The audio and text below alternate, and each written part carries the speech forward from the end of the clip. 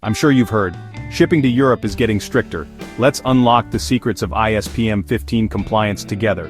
First off, what is ISPM 15? It's a global standard that keeps pests out of wood packaging in international shipments. For logistics managers, this means if you want to cross European borders, your pallets, crates and boxes need to be heat-treated and stamped. Here's how you do it. Only use raw, debarked wood. No bark, no bugs. Build your pallets, crates or boxes as usual, but pay extra attention to nails, joints and overall sturdiness.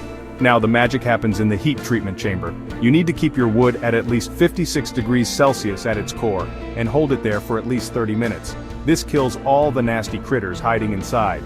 Make sure your chamber is calibrated and keep digital records for every batch. After treatment, apply the official ISPM 15 stamp to each unit. Country code, facility number, and HT for heat treatment. No stamp, no shipment. Customs will turn it away. Remember, got damage or a repair?